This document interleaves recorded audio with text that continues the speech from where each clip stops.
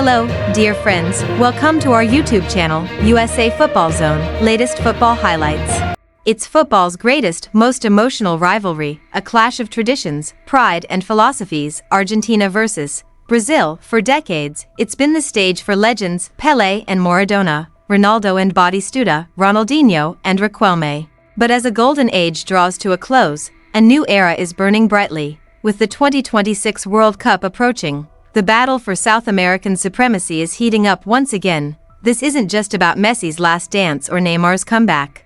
It's the story of the next generation. A powerful wave of talent that is already transforming the fortunes of the world's biggest clubs and these two football-obsessed nations. And right now, world champions Argentina aren't just winning. They're dominating. That much was clear to their rivals in March 2025.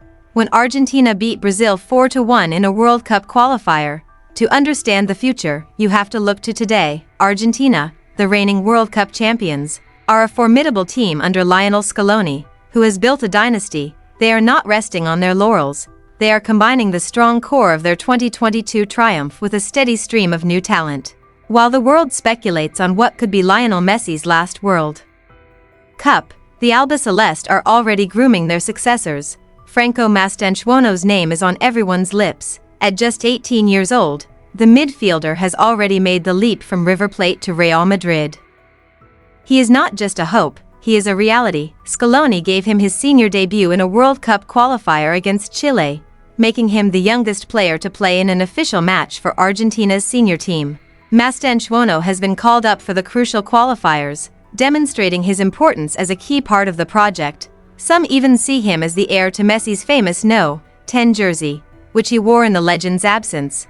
But he is not alone. There is plenty of talent on the horizon. Another attacking midfielder, Claudio Echeverri, is signed by Manchester City. Then there is Alejandro Garnacho, a winger whose incredible pace has already made him a Copa America winner. And let's not forget Valentin Burco, the versatile left-back who transformed Boca Juniors for Europe. These are not just squad fillers. These are players who are coming together in a winning system, ready to contribute immediately. This mix of youth and experience has created a formidable force. Argentina became the first South American team to qualify for the 2026 World Cup, securing their place on March 25, 2025. With one game remaining, they have a clear identity, a winning mentality and a succession plan that is the envy of the world. And then there is Brazil, a country that has felt isolated after failing to qualify for the World Cup for 2 decades. Their qualifying campaign was a rollercoaster ride, in stark contrast to their opponents' smooth sailing.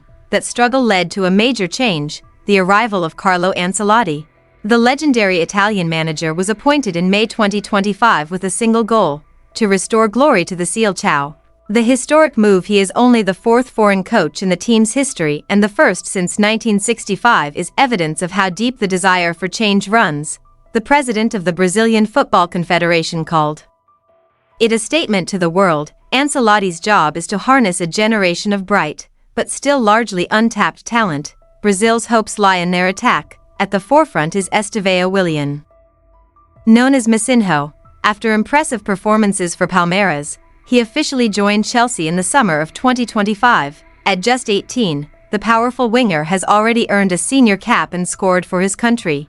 A clear indication of his importance, he is joined by Endrick, a talented player who moved to Real Madrid under immense pressure to become Brazil's next great No. 9. The duo, along with superstars like Vinicius Jr and Rodrigo, are key elements of Ancelotti's project. They have the power to decide any match. The question has always been whether they can become a cohesive, unstoppable unit. However, in contrast to Argentina's smooth integration, Brazil's path has been difficult. A 4-1 defeat to Argentina was a major warning sign, leading to the dismissal of their previous coach and the appointment of Ancelotti. He had a huge challenge ahead of him, building a balanced team that could withstand the pressure of wearing the most iconic jersey in football. So, what is this new generation like? It's an interesting difference in team-building thinking. Argentina are showing consistency. Scaloni has created a system where young players are integrated into a stable, confident team. Players like Mastantuono and Echeverri aren't being asked to save the team. They're being asked to improve it. They're learning from a core group of winners, players like Enzo Fernandez and Alexis McAllister, who know what it takes. The foundation is strong. Their recent built on winning, their young stars are getting the chance to play freely. Because they know they are part of something bigger. Brazil, on the other hand, are counting on a revolution. Ancelotti's arrival signals a tactical rethink, an attempt to finally unleash the potential of players like Vinicius Jr, Estevao and Endrick. Their path to the World Cup is a race against time. To build on the chemistry and discipline that Argentina has built over the years, their young attackers are under immense pressure. They are not just joining a team, they are expected to be its saviors. The CONMEBOL qualifying list tells the story. Argentina have already booked their ticket, sitting comfortably at the top of Brazil, despite the difficulties, have finally qualified.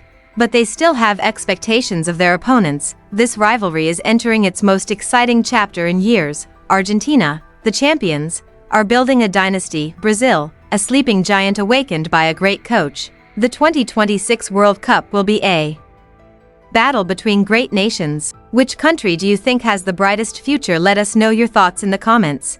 And if you enjoyed this breakdown, be sure to subscribe so you don't miss anything from the future. The coming years will usher in a new era for football's greatest international rivalry. In Argentina, we are seeing the benefits of a long-term project, with a golden generation effortlessly carrying the torch. Franco Mastantuono, Claudio Echeverri, and Alejandro Garnacho are not just the future, they are part of the present, united in a championship machine. In Brazil, the story is one of rebirth. Under Carlo Ancelotti, a generation led by Estevao and Endrick is in charge of rebuilding a legacy. Their individual prowess is undeniable, but their real test will be to forge a collective identity that can conquer the world. As we move towards 2026, each match will add a new layer to the story. Will Argentina's unified dynasty continue its reign, or will Brazil's talented team, assembled by a skilled strategist, rise to reclaim the throne? One thing is certain. The future of football will be determined by the fires of this rivalry, which will be reignited by a new generation destined for greatness.